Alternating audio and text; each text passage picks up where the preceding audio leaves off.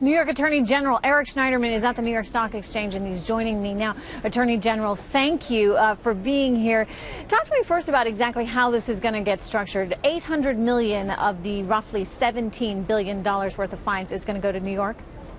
Yes, we're getting $300 million in cash, but we have a minimum of $500 million in consumer relief. And the consumer relief that's being offered in the Bank of America settlement is really it's a much broader set of menu items than there were in either the Chase or the Citi deals, and we expect in New York to do much better than the $500 million which the bank is obliged to provide us. And we've done better in previous settlements. When they did the first national mortgage servicing settlement, HUD had estimated that New York families would get about $600 million worth of principal reduction and other relief. We got over $2 billion because we've set up what I think is the best network in the country of legal services and housing counselors to help people who are eligible for programs know what programs they're eligible for. You mentioned legal services and counseling programs for housing. I mean, one of the fears here, Attorney Schneiderman, is that all this money gets paid to the government and it doesn't actually get back to the people who need it most or who may have been victims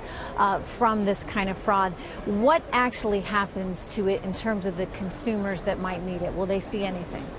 Sure, the consumers are seeing it. The network of legal services and housing counselors is set up because these are people who know what consumers are eligible for. If I'm an average homeowner, there may be a federal modification program available, there may be a bank modification program. I won't know about it. It's hard to tell. These legal services and housing counseling folks, over 90 agencies around the state, they've already helped more than 30,000 New York families figure out what they were eligible for, and they provide legitimate advice. I have to say, there also is this sub-industry of scammers who are pretending they will help New Yorkers and others in other parts of the country get their mortgages redone. We're getting people's mortgages written down, principal reductions, rate reductions all over the state of New York, and this money just started flowing in the last year or so. You're going to see a lot of relief to a lot of homeowners, and in the state of New York, we're not just dealing with individual homeowners, we're also funding land banks to help communities where you have a lot of abandoned properties that bring down the property values, ruin the tax base. We're helping the people who were really hit by the crash as sort of collateral damage. They didn't get foreclosed on themselves, but because their communities were devastated, they're suffering too. So this is a comprehensive approach. And in our office, we have an open request for proposal process, an RFP process for any money we give out. It's all posted on our website. So the money is not sticking in some government bureaucracy. There's been no criminal prosecution to speak of. Do you regret that?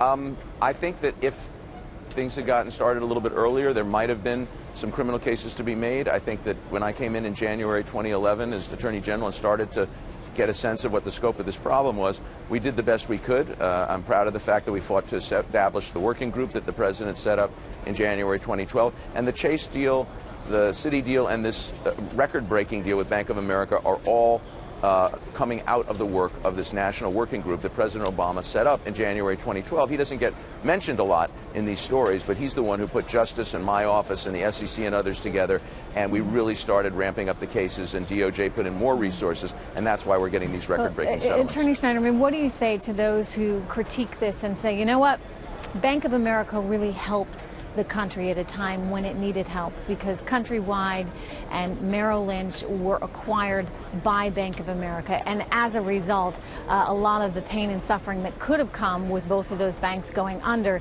did not happen. What do you say in response to this, who say this really isn't fair because this is coming back to hurt them in the end at a time when they were trying to help?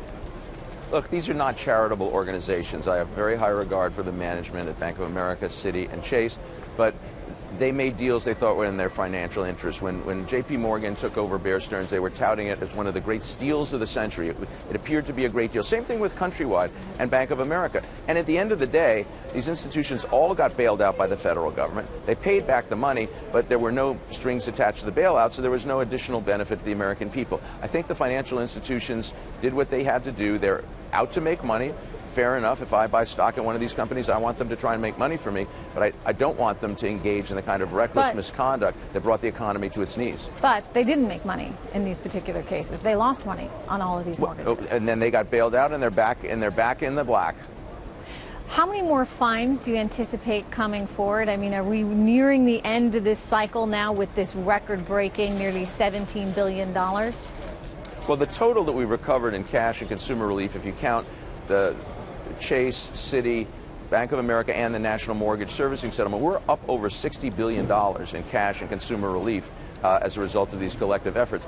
There are more institutions out there, and I'm looking forward to this. And I do have to say, I think that the management of J.P. Morgan, Chase, Citi, and Bank of America, history will look back and say, it was a smart move to get all this behind you, to get all of the deals on the table, gather up every agency, every state AG that you might have a case with, put it behind you. There's a peace premium for all the banks that do the right thing and settle, and I'm glad we were able to work this out with the Bank of America folks. Before I let you go, I know you've been looking very significantly into high-frequency trading. Any updates on your HFT investigations that you can share with us right now? Not that I can share with you right now, but there was a motion filed in the Barclays case that we will be responding to early next month. Okay, we're going to leave it there. Thank you very much for joining me here today from the New York Stock Exchange, Attorney General of New York, Eric Schneiderman.